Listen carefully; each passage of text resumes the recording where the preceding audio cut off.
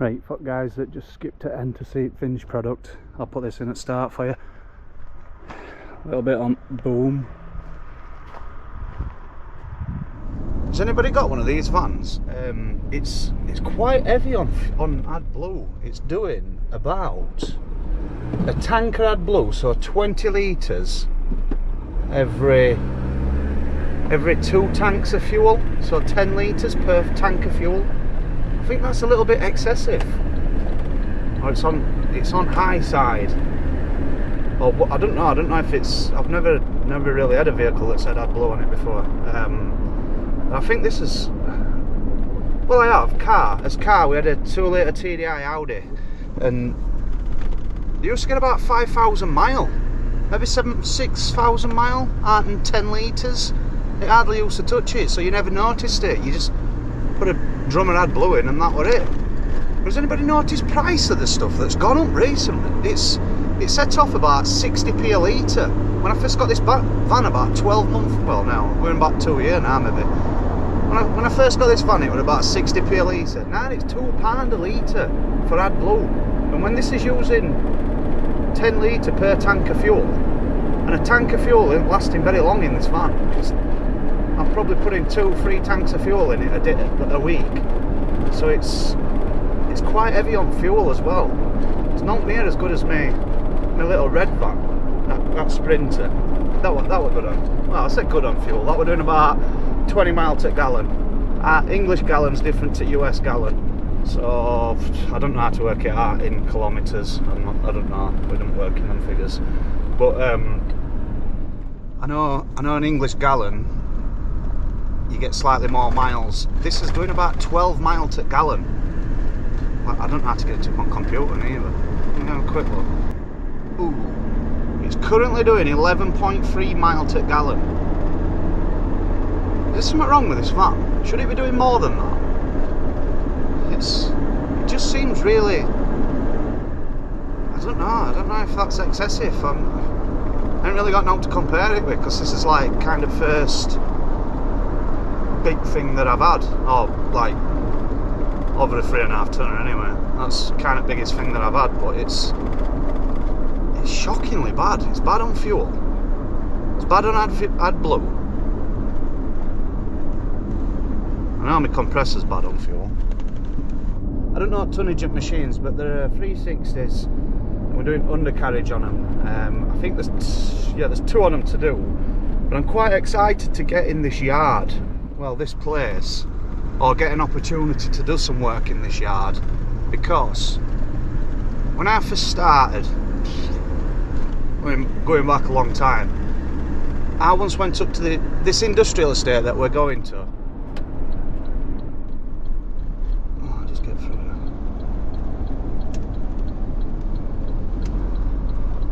here. This industrial estate that we're going to, I actually went through it all. Handing flyers out and everything, as you do when you're looking for work when you first start business. Start going through, handing my business cards out, explaining what I do and how I do it and whatnot, and what I can achieve. And at the time my brother was doing a lot of mobile painting, and he was following me on doing a lot of work. That's one of the main reasons why I don't actually get involved with painting side of things, because I don't really need to. If I need to paint something, I'd rather somebody that knows what they're doing, and I mean like somebody that does industrial stuff and body shop quality paint. Sees it make no difference if it's a digger or a Ferrari to him. He can still paint it at the quality and making it look like it's professional. Whereas if I paint something, yeah, it might be alright, it might be good enough for customer, but it's not good enough for me. I want it to be perfect. If I'm doing something, it's got to be done right. Just how I like to be. So I've never got into painting side of things. So what I did, he'd got his mobile van. He's got a body shop and stuff now, and he sticks to a lot of commercial stuff. So he's just painting a lot of commercial stuff. But at time, it was kind of like an hand-in-hand job. Well, it is an hand-in-hand job. So I was going around finding work to blast, and he was following on painting, which worked out perfect. But obviously his body shop took off, and he got quite a big thing, like quite a decent contract, and he didn't have to travel for work, so kind of worked out all right for him, but it didn't work out for me because he went more into like light commercials and like light trucks and stuff like that. So yeah, he started painting them sort of stuff. But most of them, they were near enough new stuff that didn't need much blasting or any blasting at all.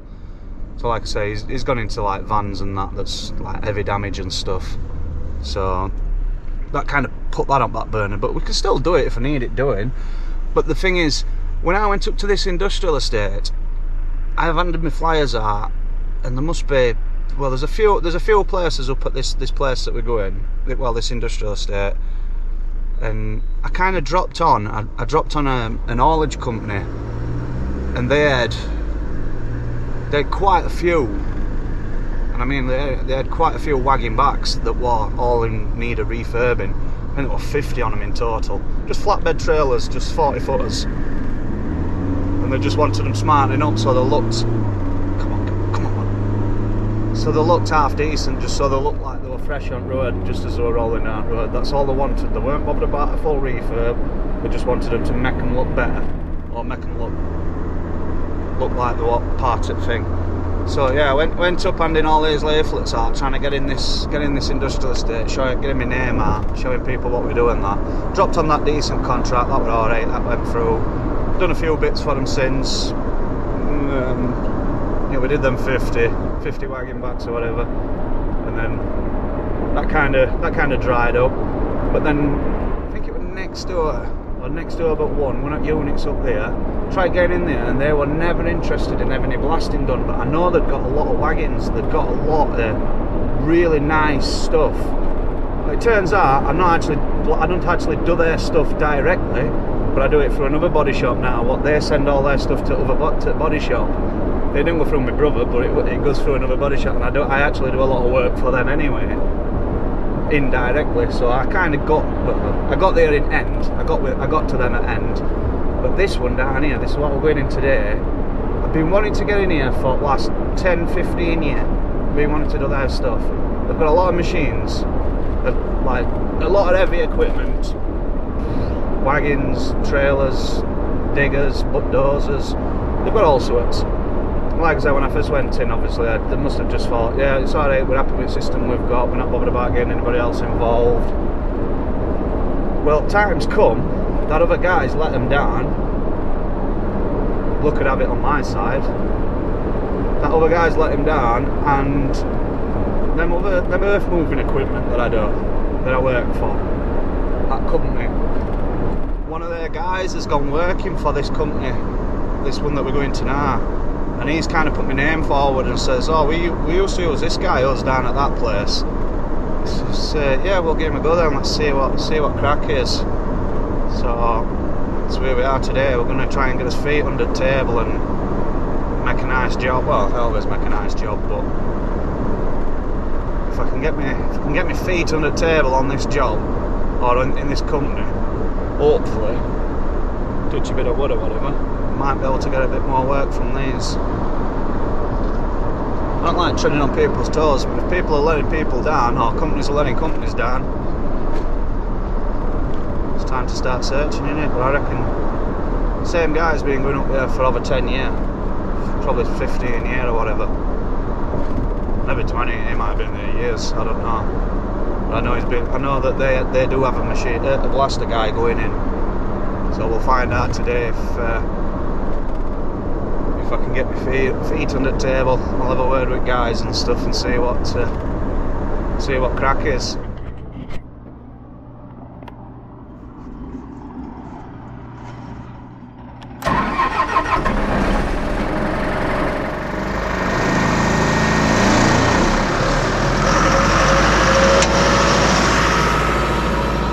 Right, so today we've got that digger and that digger, that one.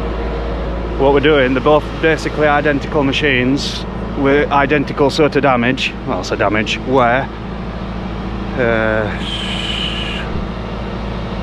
I'm going to probably get that rust bit there and then draw a line on that. I've just been explaining to him, I can do that itch if I need to do that. I might do that face actually. Don't bother inside that, I'm not going to bother with that. It's just hit that area, and then what else we've got the full undercarriage to do, so everything under here. He asked me, he says, can we stop? No, why am I filming here? He asked me if I can stop here. I says, why don't we just go to there instead? And he's saying, well, I don't want to damage this seal. I said, well, seal will be fine. He says, I'll be more concerned of coming near these little pipes and stuff. I says, but I can get that area, I can clean all that area up, no bother. So the backside's down here, backside's running gear, all down there. I'm not going to bother underneath, but I'm going to do all bits that you can see from here, so like just go as far as I can under there, not going to crawl under it, but a couple of little panels, do that area. Going to go into there, let's draw down this, leave a gap. Oh, it's rusty there. We'll see where we get to. Note on sides, so just going to brighten all bottoms off. Ballast weights and everything are all alright. They're only a couple of years old, these machines, but it's just been saying that the work at what they call it, been doing sea defence at Blackpool, so that's why they're looking a bit tired now with all salt water and stuff. So a couple of years old and they look like that. But they're in the right place. We'll smarten that off for them. Let me change these visors on this helmet and then we're away. Pro tip for anybody that buys these cheap visors, it's free in a pack. If we get them and we fold them, fold that one under that one, and then when you pull them off you can only get one at a time, so you don't end up pulling more than one off. I've actually got to put an inner in it as well.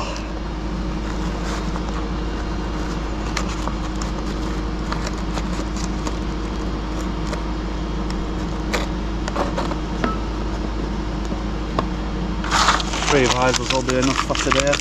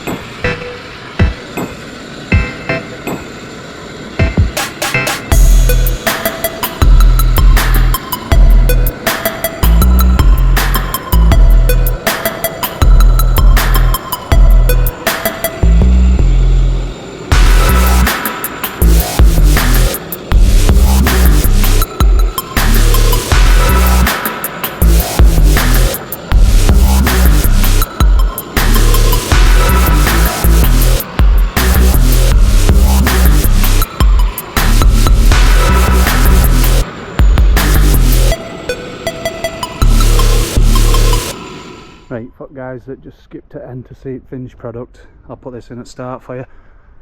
A little bit on boom.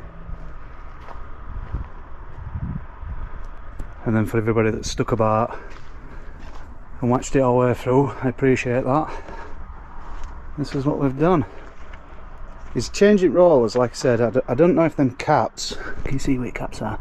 I don't know if they come with roller kit or what, so I've just blasted them anyway, just for sake on it. Same with bottom rollers, it's changing them, but if they can get away with it, I reckon they might keep them if they look alright or whatever. I don't know. I'm not a mechanic, I'm not a fitter. These final drives are a little bit of a pain in the arse to do. Quite tricky to get round that back. We're going to take tracks off for me, but if you take tracks off, then they've got to piss about. They've got to get it all the way over to that other side, right down into that bottom unit. So it's makes it unfeasible, really. So got a load of dust on it, but oh yeah, underside. If you're worried about gasket, I know I'm going to get people commenting saying, "Oh, yeah, you've done seals in." Right, I'll tell you what, that seal, it'll not get attacked by a blaster, I know that. It'll not affect it. Not the way that I do it. I'm not saying that everybody can do it like that, but I'm just saying the way that I do it, it'll not affect that.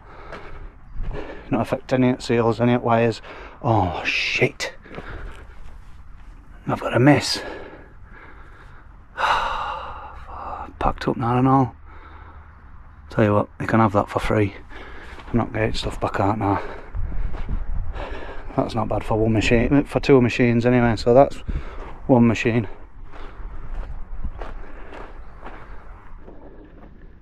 Underneath. Oh, back sides as well.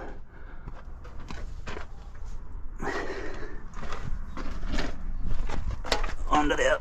Yeah, I'm not bending back down again. Save that. Didn't really want to go too far into there. I could have done this area and all, but I can't really stop. I can't really make it easy for painter. Like, that's pretty easy for painter. They can just blow some paint in and you'll not know that they've been there. But if I did that, I'd have to finish. Yeah, and it wouldn't have looked right. Might be just as easy to sand that bit off anyway. Saying that, I weren't here to do any cab or out. It was just running gear, just at bottom half. This is that one. Let's go over to this one. And this one, and this is this one done.